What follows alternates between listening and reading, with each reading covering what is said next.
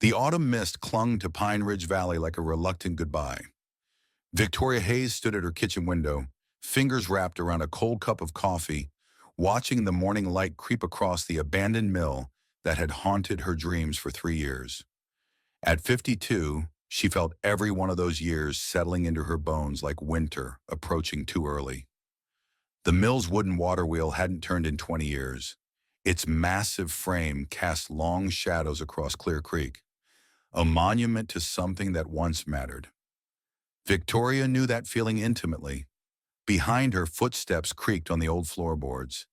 Ethan, her 16-year-old son, appeared in the doorway with that particular brand of teenage frustration she'd grown to recognize, the kind that said his mother had disappointed him again. "Mom, Marcus called. Again." Victoria's stomach clenched. Marcus Wheeler, the financial consultant from Denver, who spoke in measured tones that somehow made everything sound like a threat wrapped in concern. What did he say? The usual. Payments overdue. They're being patient, but patience has limits. Ethan's voice cracked slightly on the word limits. He wants to know if you've reconsidered their offer. Victoria turned from the window, studying her son's face. When had he grown so tall? When had his eyes taken on that weight, the look of a child forced to carry adult worries? Ethan. No, Mom, don't. He ran a hand through hair that fell exactly like his father's used to. I don't understand why you bought this place. Nobody does. Carol thinks you've lost your mind. The neighbors whisper about the crazy woman who threw away her settlement, money on a pile of rotting wood. Each word hit like a small stone against glass. Victoria had heard the whispers herself. The mill's previous owners, Robert's family, had been eager to sell after her divorce was finalized. Take it off our hands, they'd said. It's worthless anyway. But standing there now, looking at her son's frustration, she couldn't explain the pull she'd felt. Couldn't describe how the mill had called to her in those dark months after Robert left, when she'd discovered his affair and her world had crumbled like old mortar. I know it doesn't make sense, she said softly. It doesn't make any sense. Ethan's voice rose, carrying the pain of a young man watching his mother struggle. We could have kept the house in Denver. I could have finished high school with my friends. Instead, we're living in this cabin in the middle of nowhere, about to lose everything because you had some feeling about a broken-down mill. He stormed out, leaving Victoria alone with the weight of his words and the endless sound of water flowing beneath the silent wheel. Have you ever made a decision that everyone thought was wrong, but your heart insisted was right? Share your story in the comments. I'd love to hear from you. The knock on her door came an hour later. Carol Mitchell stood on the porch holding a casserole dish, her weathered face creased with the kind of worry that only comes from watching a friend make what appears to be a series of terrible decisions. You look like hell, Vic. Good morning to you too. Victoria stepped aside to let her oldest friend enter. Carol had been her anchor through the divorce, the one person who hadn't questioned Victoria's decision to leave Denver for Pine Ridge Valley. Until now. Ethan called me, Carol said, setting the dish on the scratch kitchen table. He's scared, honey. Really scared. Victoria poured coffee into two mismatched mugs, remnants of a life that had once made sense. About the money? About losing you. Carol settled into the wooden chair that creaked under her weight. He thinks you're having some kind of breakdown. After what Robert put you through, after losing your nursing job because of your back, now this obsession with the mill, it's not an obsession. Then what is it? Victoria stared into her coffee, searching for words that made sense. It's like, when I look at that mill, I see something everyone else misses. Not what it is now, but what it could be, what it was meant to be.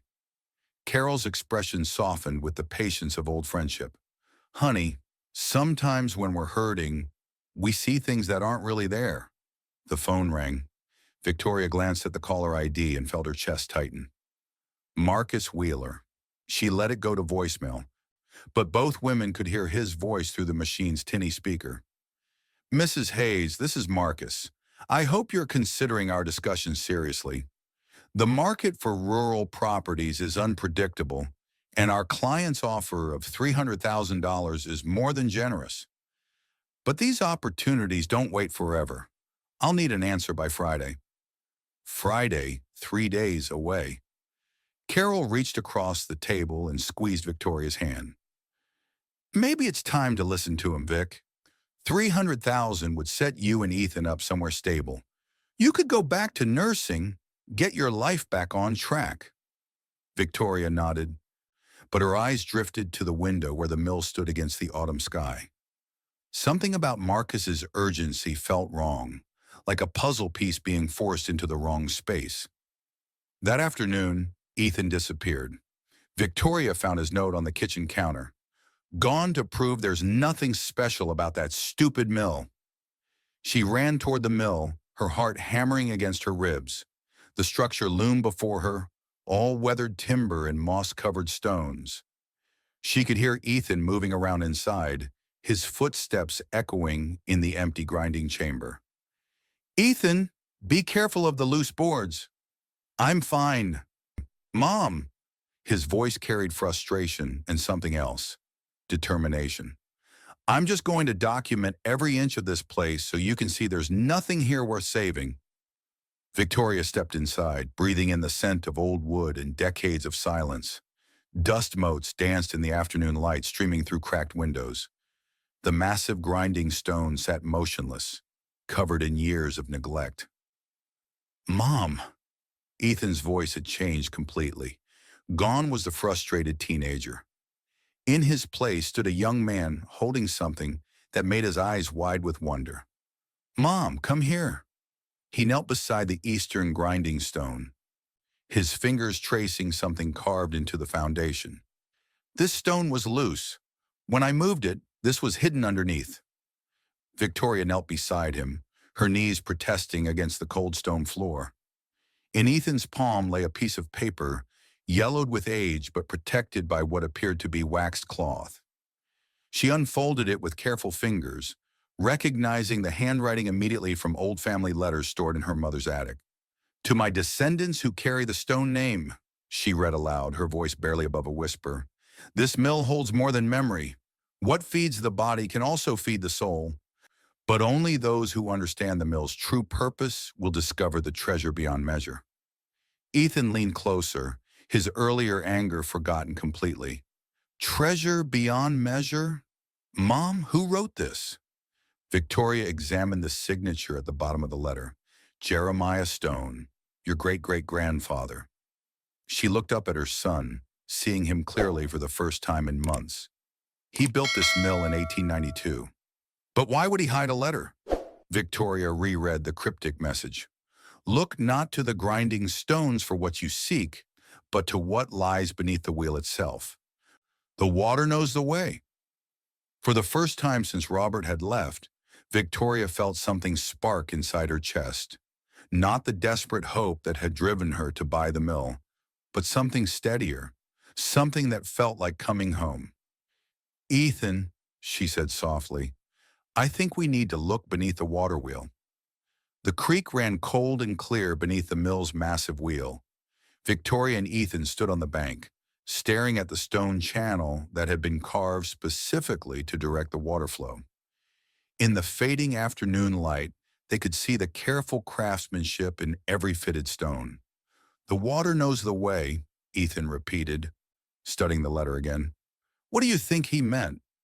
Victoria waded into the creek, gasping as the cold mountain water soaked through her jeans. Help me feel along the stones. If he hid something here, it would need to be protected from the water. They worked methodically, their hands numb from the cold. Victoria's fingers found it first, a smooth object wedged between two foundation stones, wrapped in what felt like oiled leather. Here!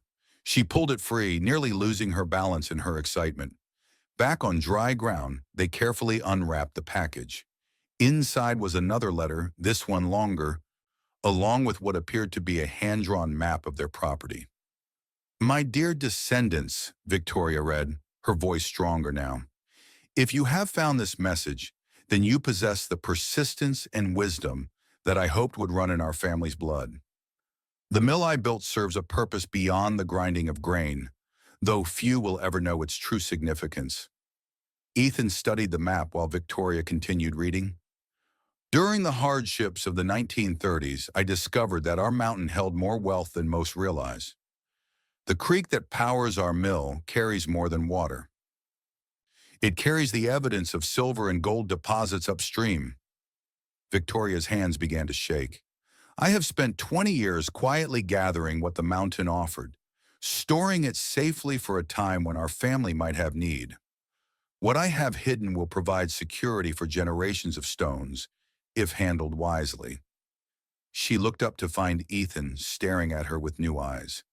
Mom, he's talking about actual treasure, hidden treasure. But it must remain secret until the right time, Victoria finished reading. Trust no one outside the family.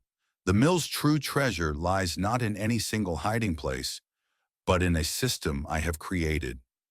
Use the map to find the first cache. Each discovery will lead to the next. The letter was signed and dated, Jeremiah Stone, October 15th, 1943. Mother and son sat in silence beside the flowing creek, the weight of discovery settling around them like evening mist. Victoria felt as if she were seeing her life from a great height, understanding for the first time that her instinct to buy the mill hadn't been the desperate act of a broken woman, but something deeper, something that had been passed down through generations like genetic memory. What do we do now? Ethan asked. Before Victoria could answer, the sound of a car engine drew their attention. Through the trees, she could see Marcus Wheeler's black sedan pulling into their driveway. Quick, Victoria said, carefully rewrapping the documents. We can't let anyone see these. But as they hurried back toward the house, Victoria couldn't shake the feeling that Marcus's timing wasn't coincidental. Had he been watching them? Did he somehow know what they had discovered? Sometimes the universe sends us what we need exactly when we're ready to receive it. Victoria's about to learn that her instincts were better than she ever imagined. Marcus Wheeler stood on Victoria's porch with two companions she didn't recognize. At 50, Marcus had the kind of polished appearance that came from expensive suits and regular haircuts. But there was something calculating in his smile that Victoria had never noticed before. Mrs. Hayes, he said, extending his hand, I hope you don't mind the unannounced visit. I have some news I think you'll want to hear immediately. The woman beside him stepped forward with practiced confidence. I'm Patricia Sterling, from Sterling and Associates in Denver. We specialize in property development and mineral rights. Victoria felt ice form in her veins. Mineral rights. And this is Jonathan Cross, Patricia continued, indicating the third member of their group. He's our geological consultant. I'm sorry, Victoria said carefully, but what exactly does this have to do with my mill? Marcus's smile widened, like a predator sensing weakness. Mrs. Hayes, we've done some additional research on your property. The development company I mentioned has increased their offer significantly. They're now prepared to pay $500,000 for your land, including any mineral rights that might exist. Victoria's heart pounded, but she kept her voice steady. Mineral rights? I wasn't aware there were any mineral rights associated with this property. Patricia laughed, a sound like ice clinking in expensive crystal. Oh, there are always mineral considerations with mountain property, Mrs. Hayes. Most family landowners aren't aware of the technical details, but our research suggests there could be valuable deposits in this region. What kind of research? Victoria asked. Jonathan Cross consulted his tablet with the efficiency of someone who'd done this many times before.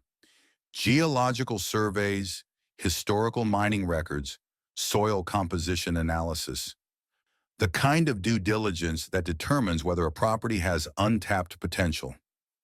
Victoria felt Ethan move closer to her side, and she was surprised by the protective instinct she sensed in him. Her son had grown up in the past hour, she realized. The discovery in the creek had changed something fundamental between them. That's very interesting, Victoria said, but I'll need some time to consider any offer. Marcus's expression tightened almost imperceptibly. Of course, Mrs. Hayes, but I should mention that this offer has an expiration date. Market conditions change rapidly in the development business. We'll need an answer by tomorrow. Tomorrow? Victoria's voice rose despite her efforts to stay calm. Yesterday you said Friday. Things move quickly in this business, Patricia said smoothly, but there was steel beneath her words. We wouldn't want you to miss this opportunity, especially given your current financial situation. There was something in the way she said financial situation that made Victoria's skin crawl. These people knew too much about her circumstances. They'd been watching, planning, waiting for her to become desperate enough to sell quickly. After they left, Victoria and Ethan stood in the kitchen, both shaken by the encounter. Mom, Ethan said quietly, they know about the treasure, don't they? Victoria nodded slowly. I think they know about something. The question is how much and how long they've known. She pulled out the map they'd found beneath the water wheel, studying it by the light of the kitchen lamp. Ethan, I need you to understand something. This isn't just about money anymore. These people, they're trying to steal something that belongs to our family. Something that Jeremiah Stone worked 20 years to protect. Ethan studied his mother's face, seeing a strength there he'd never noticed before. What do you want to do? For the first time since Robert had left, Victoria felt completely certain about her answer. We're going to find out exactly what your great-great-grandfather left for us, and we're going to do it tonight. You know, sometimes the people who seem to have all the power are actually the most desperate. Victoria's about to discover that her quiet strength is more powerful than she ever imagined. The moon hung full over Pine Ridge Valley, casting silver light across the mill grounds. Victoria and Ethan made their way to the first location marked on Jeremiah's map, the old mill office, a small stone building that had served as the mill's business center. Victoria had avoided this building since buying the property. Something about it felt too personal, too much like disturbing a shrine to family history. But tonight, with the map in her hand and her son by her side, she felt Jeremiah's presence like a blessing rather than a ghost. The brass key from her keychain fit the old lock perfectly, as if it had been waiting for this moment. Inside, dust motes danced in their flashlight beams. Jeremiah's desk dominated the room, a massive oak piece that looked built to last forever. According to the map, Ethan said, consulting the hand-drawn diagram, we should look for a symbol matching the one we found by the water wheel. They searched methodically, examining every surface. It was Ethan who found it, a small carving in the wooden panel beneath the desk's bottom drawer. Mom, here. Victoria knelt beside him, running her fingers over the familiar symbol carved discreetly into the wood. Help me move the desk. Working together, they shifted the heavy desk enough to reveal what lay beneath. Built into the stone floor was a small compartment covered by a fitted stone slab that blended perfectly with the surrounding floor. The slab lifted away to reveal Victoria's inheritance. Inside were several items wrapped in oiled cloth. Victoria's hands shook as she unwrapped the first bundle. It contained rolled papers, architectural plans for the mill, but not the simple blueprints she might have expected. These plans showed a level of detail and complexity that spoke of engineering far beyond basic grain milling. Look at this, Ethan said, spreading the plans across the desk. These show hidden chambers and passages, secret rooms built into the walls. Victoria studied the blueprints with growing amazement. The mill contained several concealed spaces, chambers built into the walls, passages connecting different levels, and most intriguingly, what appeared to be an underground storage area beneath the main grinding floor. Jeremiah designed this place like a fortress, Victoria murmured. But why? The second bundle contained a detailed journal written in Jeremiah's methodical handwriting. Victoria opened it carefully, reading the first entry dated September 3rd, 1933. Gold prices have risen again, she read aloud. The government's monetary policies have created opportunity for those wise enough to recognize it. The creek continues to yield modest amounts of color, and I have identified several promising upstream locations. She flipped through several pages, each entry documenting Jeremiah's careful accumulation of precious metals. He had clearly been collecting gold and silver for years, using knowledge of local geology and stream patterns that few others possessed. "He was mining, Mom," Ethan said with excitement. "Great-great-grandfather was secretly mining gold and silver from our property." Victoria continued reading, her amazement growing with each entry. Jeremiah Stone hadn't been simply hoarding cash during the Depression. He had turned to precious metals and had hidden them, using the mill's complex system of concealed spaces. "Listen to this entry," Victoria said, finding a passage dated October 1943. "I have completed the final cache. The system is now ready to provide for my descendants when they have need. Each location contains enough to ensure comfort, but the true wealth lies in the accumulated whole. I pray that my family will be worthy of this trust."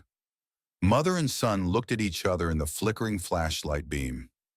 Victoria felt a profound shift in her understanding, not the desperation that had driven so many of her recent decisions, but a recognition of strength she hadn't known she possessed. "Mom," Ethan said softly, "I owe you an apology. You weren't crazy to buy this place. You were guided." Victoria reached over and squeezed her son's hand. "We were both guided, honey. Your great-great-grandfather knew that someday his family would need what he left behind." Over the next 2 days, following Jeremiah's map, they discovered 3 more caches hidden around the property. Each location revealed carefully preserved items, antique mining equipment, glass vials containing gold flakes and silver particles, and detailed maps of the mountain regions showing potential mining locations throughout the Pine Ridge Valley area. But it was Dr. Helen Morrison, the retired geology professor who lived near town, who helped them understand the full scope of their inheritance.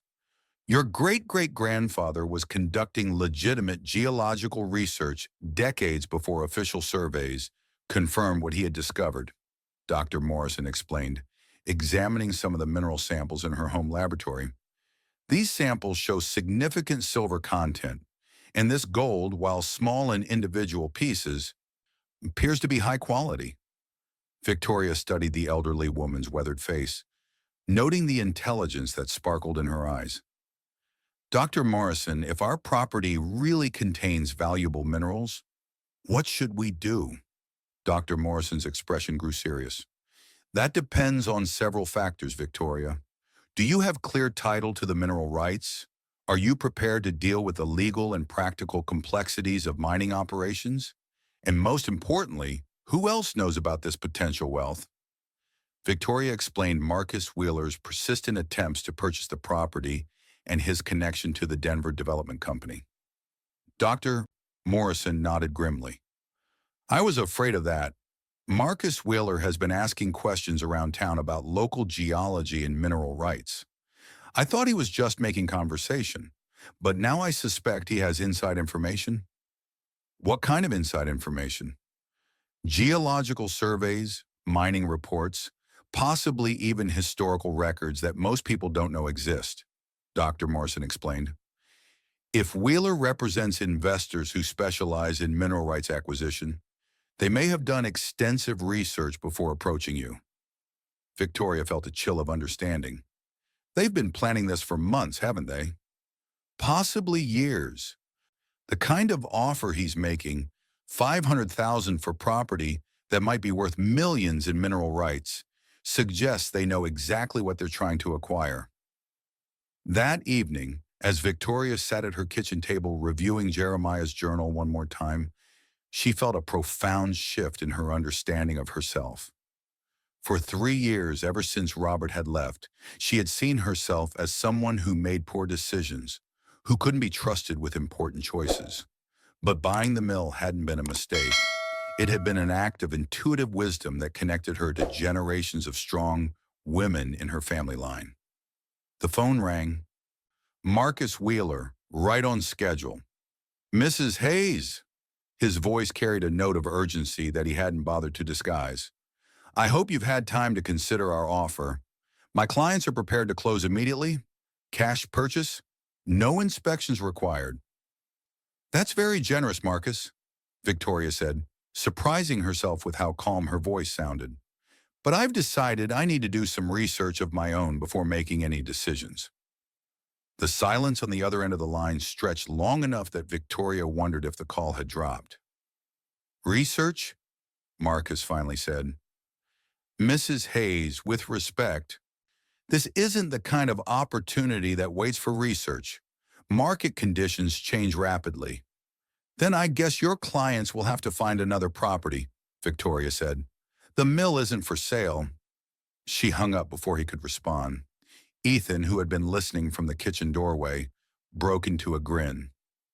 Mom, that was awesome. Victoria laughed, feeling lighter than she had in years. Your great-great-grandfather didn't build this place to be sold off to developers, Ethan. He built it to provide for his family, for us. Sometimes the most powerful thing a woman can do is simply trust herself. Victoria is about to discover just how much strength she's inherited along with her treasure. The final cache, according to Jeremiah's map, lay hidden somewhere within the mill's main building. But unlike the other locations, this one required solving a puzzle that had been built into the mill's very architecture. Victoria stood in the center of the grinding floor, studying the way the morning sunlight streamed through the carefully positioned windows. Her father had once mentioned that old mills were often built with astronomical alignments, designed to help millers track seasonal changes for optimal grain processing. The map shows specific symbols here, Ethan said, consulting Jeremiah's hand-drawn notations. And there are time references. I think we need to be here at exactly the right moment. Victoria walked to the western wall, running her hands along the stone surface. Your grandfather taught me about reading seasonal light patterns when I was younger than you are now, before he died, before our family scattered. She closed her eyes, remembering lessons she'd forgotten she'd learned. Jeremiah chose this time of year, this specific day, for a reason. The autumn equinox creates particular shadow patterns. At exactly 10 o'clock, the morning sun reached the angle Jeremiah had calculated more than 80 years earlier. A narrow beam of light, perfectly aligned by the mill's window placement, struck a section of the western wall that looked identical to the surrounding stonework. But in that precise beam of sunlight, a carved symbol became visible, so subtle that it could only be seen under these specific conditions. It's beautiful, Ethan whispered. Victoria approached the illuminated symbol, recognizing the same mill wheel design they'd found at other locations. But this carving was more elaborate, surrounded by additional markings that became visible only in the direct sunlight. Following the visual instructions embedded in the carving, Victoria pressed specific points in a sequence suggested by the design. A section of the stone wall, perhaps 3 feet square, began to shift inward. Incredible engineering, she murmured as they watched the stone panel swing open on hidden hinges. Jeremiah created something that would function perfectly after 80 years. The chamber beyond was larger than Victoria had expected, carved directly into the mill's stone foundation. Inside, protected by the dry mountain air and careful construction, waited several wooden boxes and what appeared to be a substantial document collection wrapped in oiled leather. Victoria carefully lifted the document bundle, her unsteady grip betraying her excitement. The leather wrapping bore Jeremiah's seal and a note in his distinctive handwriting. For my descendants who have proven worthy of this trust. Inside the bundle were legal papers, geological surveys, and most importantly, a contemporary document that made Victoria's breath catch in her throat. Ethan, she said, her voice barely above a whisper, this is a recent geological survey. From 3 years ago. Her son leaned closer to read over her shoulder. The estimated value ranges from $12 to $18 million based on current market prices for precious metals and rare earth elements. The chamber fell silent as the magnitude of their discovery settled over them. Victoria wasn't just the owner of a family mill struggling with financial difficulties. She was the holder of mineral rights worth more than most people could imagine. "Mom," Ethan said quietly, "how did a 3-year-old survey get into great-great-grandfather's hidden chamber?" Before Victoria could answer, they heard footsteps approaching the mill. Through the windows, they could see several people walking toward the building, and they weren't alone. As Victoria and Ethan emerged from the hidden chamber, they found Marcus Wheeler and his team waiting outside the mill. But they weren't alone. Dr. Morrison stood with them, along with an older woman Victoria didn't recognize, and 3 men wearing official-looking badges. "Mrs. Hayes," one of the badge wearers said, "I'm Agent Collins with the Colorado Department of Natural Resources. We've been investigating fraudulent mineral rights acquisitions in this region. We have reason to believe your property was targeted as part of a larger scheme to defraud rural families of mineral rights worth over $50 million across 3 counties." Marcus Wheeler's face had gone pale, and his usual confidence had evaporated completely. "Victoria, I tried to warn them off, but Mr. Wheeler has been cooperating with our investigation for the past month," Agent Collins continued. "It appears his former associates were prepared to use more aggressive methods to acquire your property." The older woman stepped forward with a gentle smile. "Mrs. Hayes, I'm attorney Rebecca Walsh. I specialize in mineral rights law, and Dr. Morrison contacted me about your situation." "Dr. Morrison," Victoria said carefully, still clutching the documents from the hidden chamber, "there's something I need to ask you about this survey." The elderly woman smiled knowingly. "You're wondering how a 3-year-old document ended up in your great-great-grandfather's hiding place." Victoria nodded. "I placed it there, my dear. After you bought the mill, I did my own research into the property's geological potential. When I realized what you might be sitting on, I knew you'd eventually find Jeremiah's hiding spots. I wanted to make sure you understood the true value of what you'd inherited." Marcus Wheeler stepped forward, his usual polished demeanor replaced by genuine remorse. "Victoria, I need you to know that I never wanted things to go this far. When I first took your case, I thought it was just another rural property acquisition. But when my firm's partners realized the potential value—" He stopped, running a hand through his hair. "They were going to force you into foreclosure and buy the property at auction for a fraction of its worth. I couldn't let that happen." Agent Collins nodded. "Mr. Wheeler contacted our department 6 weeks ago. His cooperation has helped us uncover a pattern of fraudulent acquisitions targeting rural families across Colorado." Victoria looked around at the faces surrounding her, some friendly, some official, all focused on protecting something she had almost lost. "What happens now?" Attorney Walsh smiled. "Now we make sure you properly claim your inheritance and protect it from people who would take advantage of your family. The mineral rights are legally yours, Victoria. Your great-great-grandfather filed all the proper claims, and they've been maintained through a trust he established." "A trust?" "Jeremiah Stone was remarkably forward-thinking," Walsh explained. "He created a legal structure that would protect your family's interests for generations. You're not just the owner of a mill, Victoria. You're the beneficiary of one of the most sophisticated mineral rights trusts in Colorado history." 6 months later, the sound of the restored mill wheel rotating steadily in Clear Creek filled Pine Ridge Valley with music that hadn't been heard for 20 years. Victoria stood on the mill's front porch, watching the massive wooden wheel maintain its ancient rhythm in the mountain stream, its restoration complete and its purpose renewed. The Stone Heritage Center drew visitors from across Colorado now. The mill operated both as a working historical site and as a community center where women over 40 could find resources for career transitions, entrepreneurial training, and emotional support during life changes. Ethan appeared in the doorway, now 17 and taller than his mother. He had chosen to attend the local community college while helping run the Heritage Center, discovering that success didn't have only one definition. "Mom, the September bookings are completely full," he reported. "We have 3 women's empowerment workshops, 2 historical society tours, and that group from the university studying sustainable mining practices." Victoria smiled, remembering how different their lives had been just months earlier.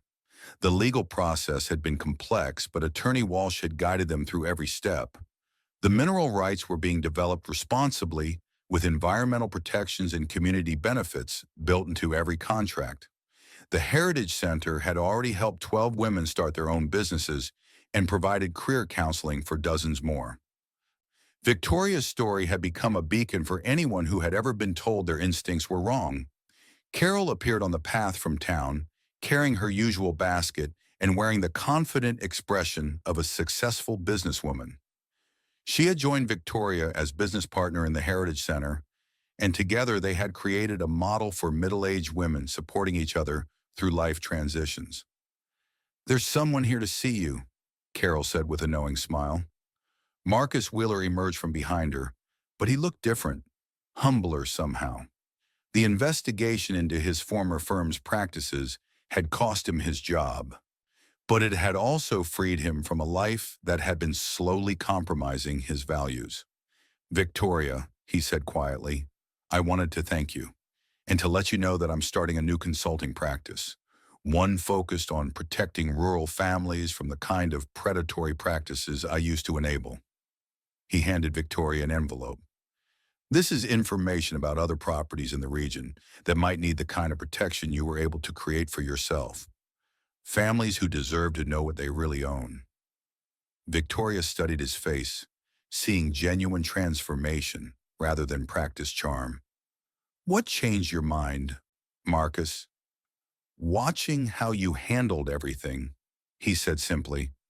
"You reminded me of my own grandmother, another woman everyone underestimated. She taught me that real strength isn't about taking advantage of others. It's about protecting the people who can't protect themselves." As evening approached, Victoria found herself beside the water wheel where her journey had begun. The steady rhythm of water flowing over wooden paddles created a meditation that reminded her of how far she had traveled, not just geographically, but emotionally. She had started as a woman who doubted every decision she made, who saw herself as someone who consistently chose poorly. She had ended as someone who understood that her instincts had been guiding her toward something larger than herself. Dr. Morrison approached, carrying a small wrapped package. "Victoria, I have something for you. Something I found in my own family's papers after all this began." She unwrapped the package to reveal a photograph from the 1940s showing Jeremiah Stone standing beside the mill with a group of other people, including a young woman who looked remarkably like Dr. Morrison herself. "My grandmother," Dr. Morrison explained. "She worked with Jeremiah during the war years, helping families in the valley survive the economic hardships. Your great-great-grandfather wasn't just building wealth for your family, Victoria. He was creating a foundation for community support that lasted generations." Victoria studied the photograph, seeing her own features reflected in Jeremiah's face. So the mill really was meant to serve the community. "Always," Dr. Morrison confirmed, "just as it does now." The mill wheel continued its ancient rhythm, carrying water and possibility forward into whatever adventures lay ahead. Victoria had learned that inheritance was about more than money or property. It was about understanding your place in a story that began before you and would continue long after you were gone. You know what strikes me most about Victoria's story? It's not just about finding treasure. It's about finding herself, about discovering that the voice inside us that everyone else calls crazy might actually be the wisest voice of all. Have you ever had a moment when trusting yourself changed everything? I'd love to hear your story in the comments below. In the distance, the mountains held their secrets close. But Victoria Hayes had learned that some secrets were meant to be discovered by those brave enough to trust their hearts over their fears. And in the growing dusk of Pine Ridge Valley, the water wheel continued its eternal song, a melody of inheritance and wisdom passed from one generation of strong women to the next.